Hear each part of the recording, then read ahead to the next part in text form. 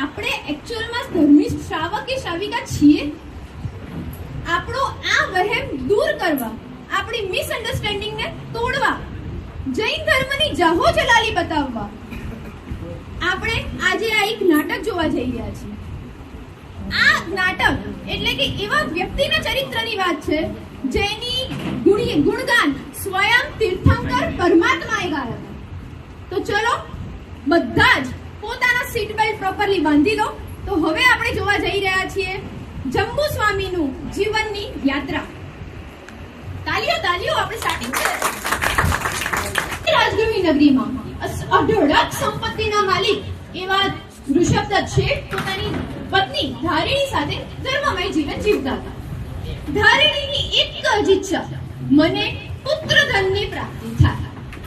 હવે એક રાત્રે ધારિણીને સ્વપ્ન આવ્યું. કેવું સ્વપ્ન? જાંબુથી ભરેલું વૃક્ષ. આ વાત એમણે એમના પતિદેવને કરી. એમના પતિદેવે કીધું કે તમને આ સ્વપ્નના ફળ નિમિત્તે ખૂબ જ તેજસ્વી, બુદ્ધિમાન, ચારિત્રવાન પુત્રધનની પ્રાપ્તિ થશે. અને એવું જ થયું. 9 મહિના બાદ ધારિણી દેવીને જંબુકુમારને જન્મ આપ્યો. આજે જંબુકુમાર 16 વર્ષના થઈ ગયા છે. 16 વર્ષના જંબુકુમારનું રૂપ, એમનું ચારિત્ર, એમની બુદ્ધિ જોઈને દરેક વ્યક્તિ આકર્ષાય છે. હવે રાજદ્રોહીના ઋષભદત્તના લેવલના જ બીજા 8 શ્રેષ્ઠી શેઠો પણ હતા, જે પણ પોતે ગુણોના ભંડાર હતા અને શ્રેષ્ઠીઓનો સમુદ્રપ્રિય, એટલે કે શ્રેષ્ઠી સમુદ્રપ્રિય, એક પોતાની હવેલીમાં બીજા 7 શ્રેષ્ઠીઓને આમંત્રિત કરે છે. તો આવો જોઈએ. મારી પ્રાણપ્રિય પુત્રી સમુદ્રપ્રિયના લગ્ન હું જંબુકુમાર સાથે કરવા માંગુ છું. મને લાગે છે કે ઋષભદત્ત મારી ઈચ્છાની પરિપૂર્ણ કરશે. હા, મારી પ્રાણપ્રિય પુત્રી સમુદ્રશ્રીના લગ્ન પણ હું જંબુકુમાર સાથે કરવા માંગુ છું. મારા મનની વાત તમે કહી દીધી. બોલો, આટલે શ્રેષ્ઠી તમારે મંજૂર છે? હા, મંજૂર છે. રાજદ્રોહીના ઘરે ઘરે આ ખુશીના સમાચાર ફેલાઈ ગયા છે. ઘરમાં દરેક ઘરમાં આનંદ છવાઈ ગયો છે. અને બીજી બાજુ મહાવીર પ્રભાવના ગણધર એટલે કે સુધર્મા સ્વામી પણ રાજગૃહમાં આવ્યા છે. દરેક શ્રાવક શ્રાવિકા એમને એમના ગુણપાનનું સાંભળવા માટે જાય છે. આ ઈચ્છા જંબુને પણ થાય છે. જંબુ સીધો જશે. એઝ અ બેસ્ટ સન જંબુ પોતાની માતા પાસે પહેલા એની પરમિશન લેવા જાય છે. તો આવો આપણે જંબુને જોઈએ.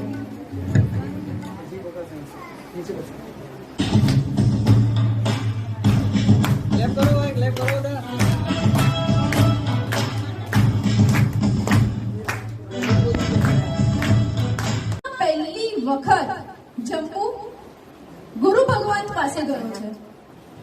પહેલી વખત એમણે ગુરુ ભગવંતની વાણી સાંભળી છે. ખૂબ એકાગ્ર ચિત્તે એ ગુરુ ભગવંતની વાણી સાંભળી રહ્યો છે. 3 કલાક, માત્ર અને માત્ર 3 કલાક માટે જંબુએ ગુરુ ભગવંતની વાણી સાંભળી અને એને એવું લાગે છે કે આ તો મારા જીવનનો ટર્નિંગ પોઈન્ટ બની ગયો છે. દીક્ષા લેવી છે, મારો વૈરાગ્ય ભાવ જાગી ગયો છે. આપ અહીં રોકાવાની કૃપા કરો. હું માતા પિતાની આજ્ઞા લઈ તુરંત જ પાછો ફરું છું. દેવ, મારું આયુષ્ય આમ પૂર્ણ થઈ જશે તો મારો માનવ ભાવ દુર્લભ થશે. માટે મારે આવી રીતે વ્રત રહીને મરવું નથી. તો મને આજીવન બ્રહ્મચર્યની બાધા આપો ગુરુદેવ.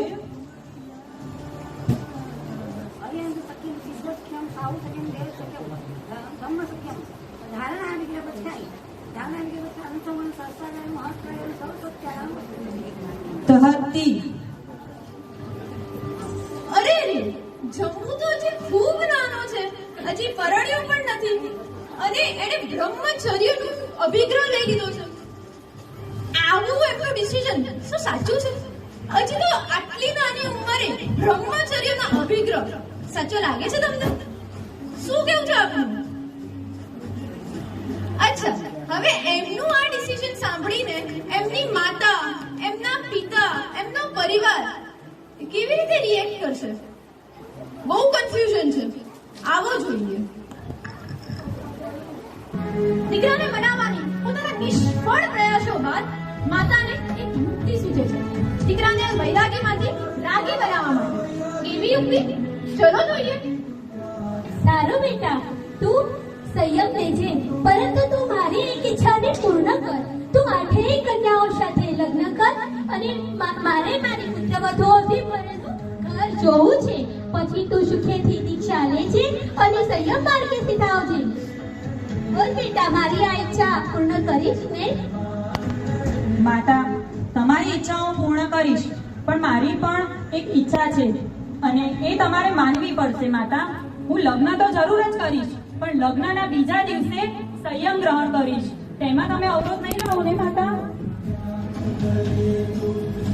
જેવી તારી ઈચ્છા.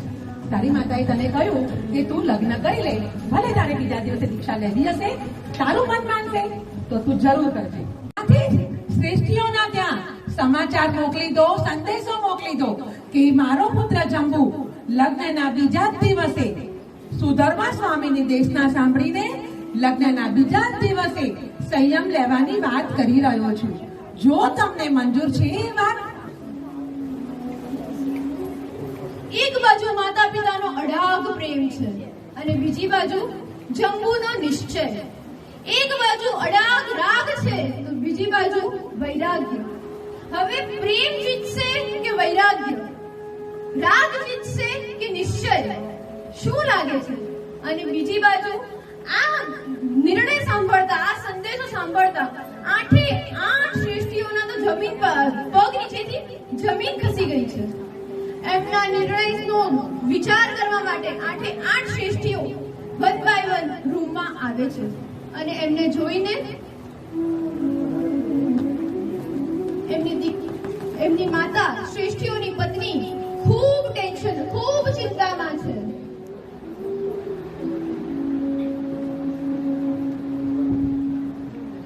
માતાને આવા ચિંતામાં જોઈને એમની દીકરી સમુદ્ર પ્રિયા એકદમથી માતાને ટેન્શનમાં જોઈને એમને પૂછવા આવે છે.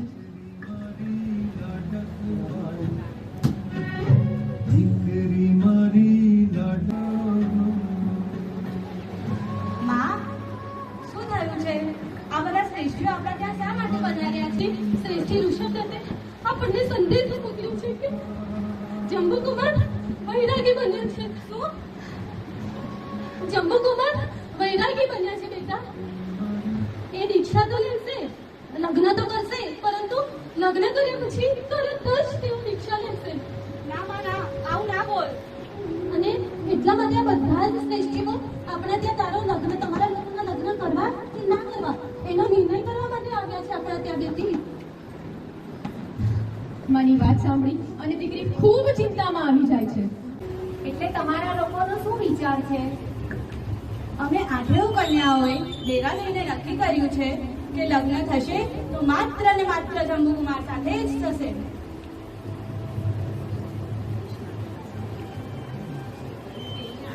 પણ બેટી, એ તો પરણીને બીજા દિવસે દીક્ષા લેવાના છે. દીક્ષા લેવી સહેલી છે પણ પાળવી બહુ કઠિન છે બેટા. ભલે નહીં દીક્ષા લે, પરંતુ આપણે એમને જે વચન આપ્યું છે એનો આપણાથી ભંગ ના કરાય. આ 8 કન્યાઓનો નિર્ણય શું સાચો છે? માત્ર એક દિવસનું લગ્ન જીવન. શું આ નિર્ણય એમના પિતાશ્રીઓ, એમના પરિવારે એમનો આ પ્રસ્તાવ સ્વીકાર કરવો જોઈએ?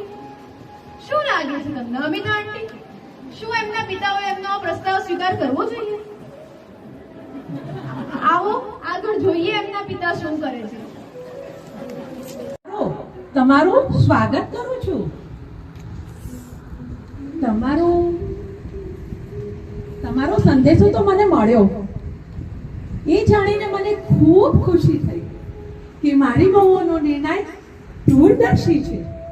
મારી વહુઓએ જેવી મેં એમને વિચારી હતી કે મારી વહુઓ દૂરદર્શી છે, એવો જ એમનો નિર્ણય દૂરદર્શી છે. તો એ નિર્ણય સાંભળીને મને ખૂબ ખુશી થઈ.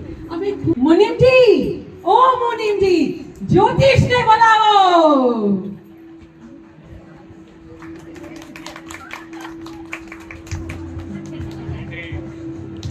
પધારો પધારો જ્યોતિષી, પધારો, તમારું આસન ગ્રહણ કરો.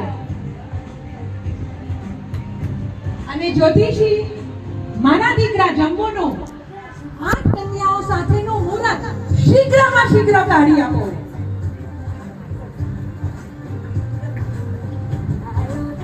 હે શ્રેષ્ઠી વર્ય વૃષભગણ, આપના પુત્રના લગ્નનું સારો દિવસ આજથી 7મે દિવસે છે. ઓહો શ્રેષ્ઠી, ખૂબ આ તો તમે મને ખૂબ ખુશીના સમાચાર. માત્ર 7 દિવસમાં લગ્ન પરણોત્સવ છે.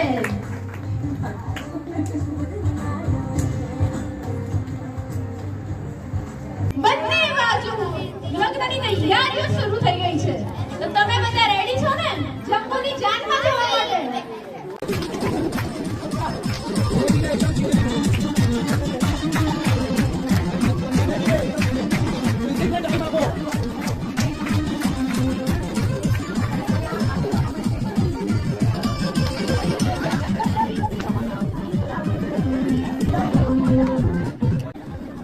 માતા પિતા ખૂબ ખુશ છે, પરંતુ જંબુના મોઢા ઉપર હર્ષનો એક છાંટો નથી દેખાતો. જ્યાં આગળ લોકો એક પત્ની મળતા ખુશ થઈ જાય છે, ત્યાં જંબુને 8 પત્નીઓ મળી રહી છે, છતાં પણ જંબુ ખુશ નથી.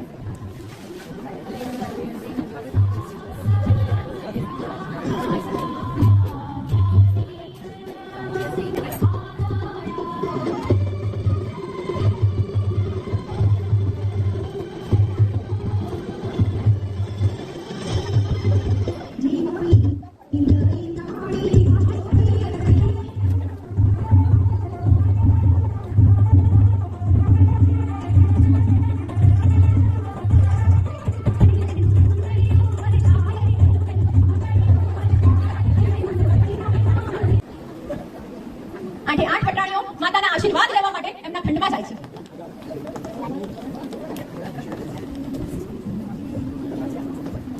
પધારો દીકરીઓ, પધારો. પધારો દીકરીઓ. હવે 8 પટરાણીઓ એમના પતિદેવના એટલે કે જંબુકુમારના શયનખંડમાં જાય છે. એક બાજુ જંબુકુમાર પોતાની પત્નીઓ સાથે વાર્તાલાપ કરી રહ્યા છે અને બીજી બાજુ જેવી રીતે આપણે પહેલા વાત કરી, જંબુકુમારની હવેલીમાં આજે એક ચોરી થવાની છે. 500 ચોર એમના 100 કરોડના સોનાને ચોરવા આવવાના છે. શું આ ચોર ચોરી કરી શકશે? જંબુકુમાર પોતાની હવેલીને બચાવી શકશે? શું થાય છે? ચલો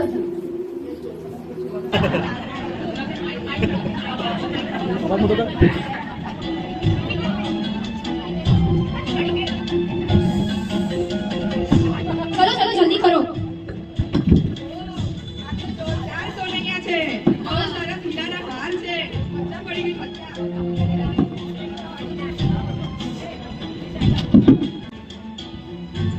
ચોર 100 કરોડનું સોનું આજે ચોરી કરવાના છે. પોટલું બંધાઈ રહ્યું છે. ચલો જલ્દી પોટલા ઉપાડો. 92 કરોડ સોનું એના પોટલા બંધાઈ રહ્યા છે. પ્રભા, બધું છોડી હું કાલે સુધર્મા સ્વામીના ચરણોમાં મારું જીવન સમર્પણ કરી દેવાનો છું. હું સંયમ ગ્રહણ કરવાનો છું. મારે તારી વિદ્યાઓનું શું કામ?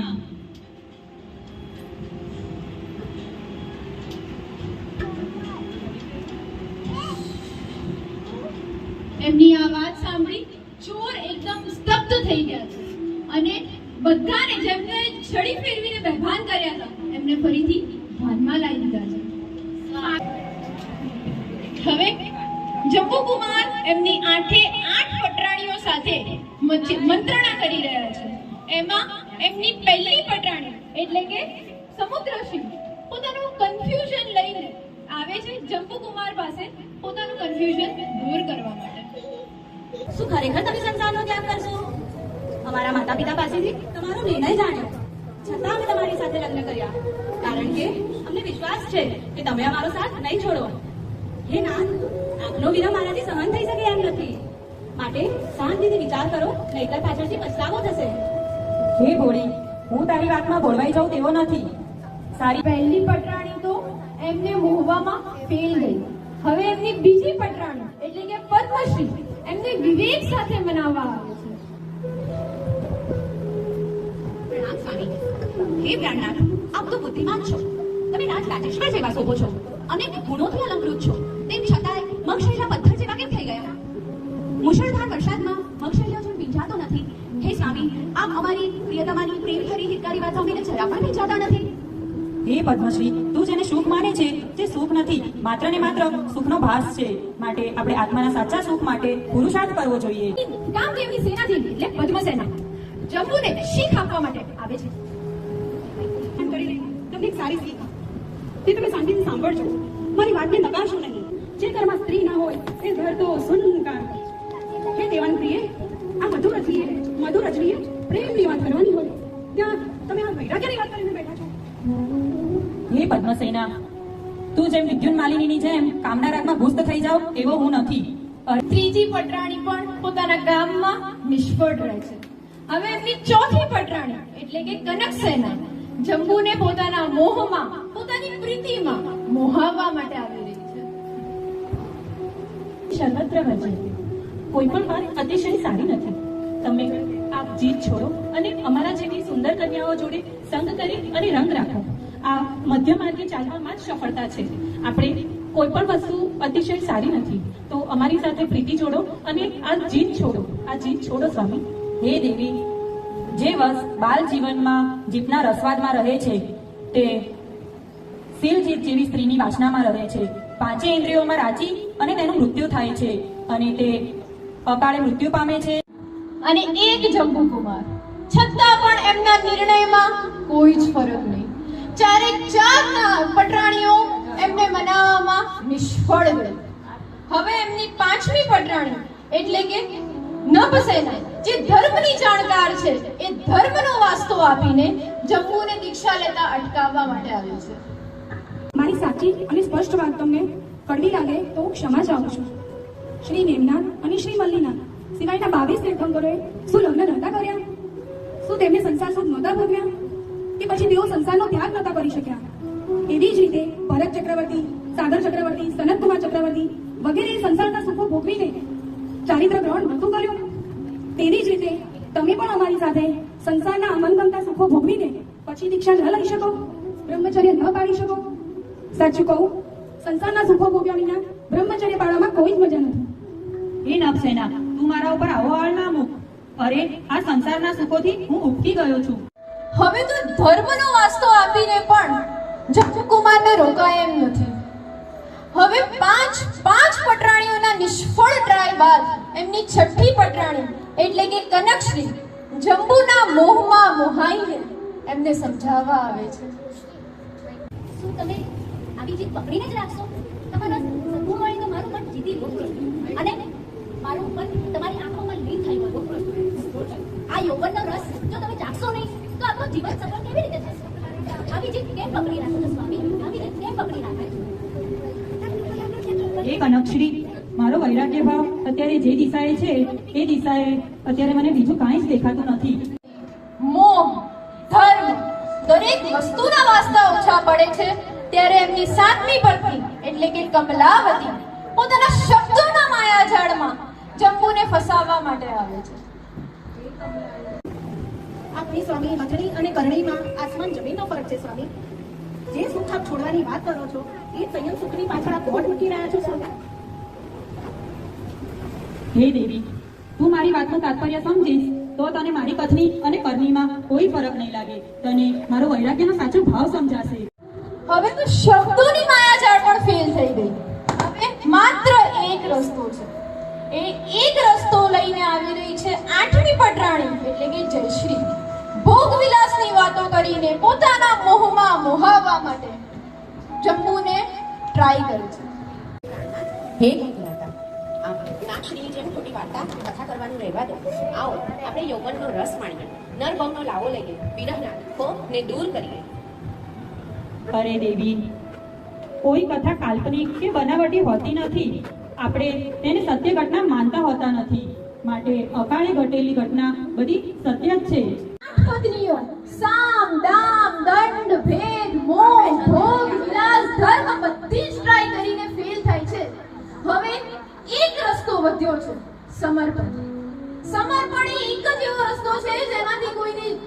શકાય છે. હવે જોઈએ 8 પત્નીઓનું કેવી રીતે સમર્પણ કરે છે પોતાના જંબુ સાથે.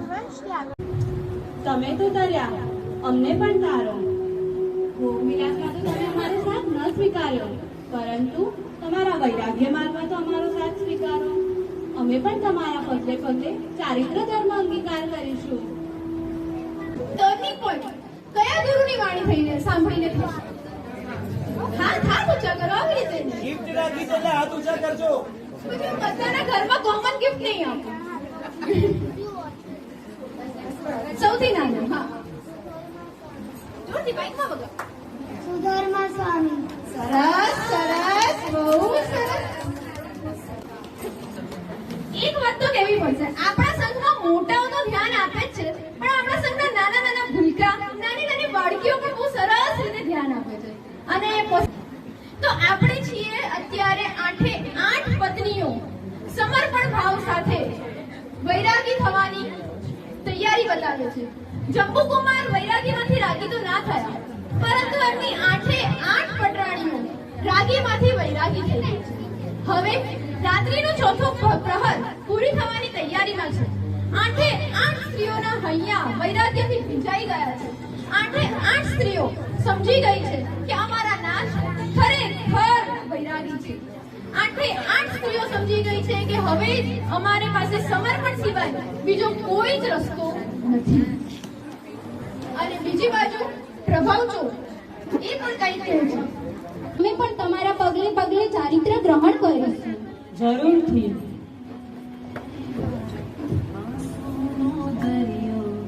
હવે જંબુકુમાર એમના માતા અને પિતાની પરમિશન લેવા, એમની આજ્ઞા લેવા માટે એમની પાસે જાય છે. માતા પિતા, મને આજ્ઞા આપો. વચન પ્રમાણે હવે આજે મારે દીક્ષા લેવાની છે. આ બાજુ જંબુના માતા પિતા એમને આજ્ઞા આપે છે, અને એની સાથે સાથે 8 પટરાણીઓ પોતપોતાના માતા પિતા પાસે પણ વૈરાગ્યના સ્વીકારના, ચારિત્ર ધર્મના સ્વીકારના આજ્ઞા લેવા જાય છે. અને આજનો આ ઉત્તમ દિવસ તો જુઓ, કે 8 પટરાણીઓના માતા પિતા એમની એક જ વખતમાં આજ્ઞા આપે છે. એની સાથે સાથે 500 ચોર જે ચોરી કરવા આવ્યા હતા એ પણ આજે વૈરાગ્યના માર્ગે જઈ રહ્યા છે.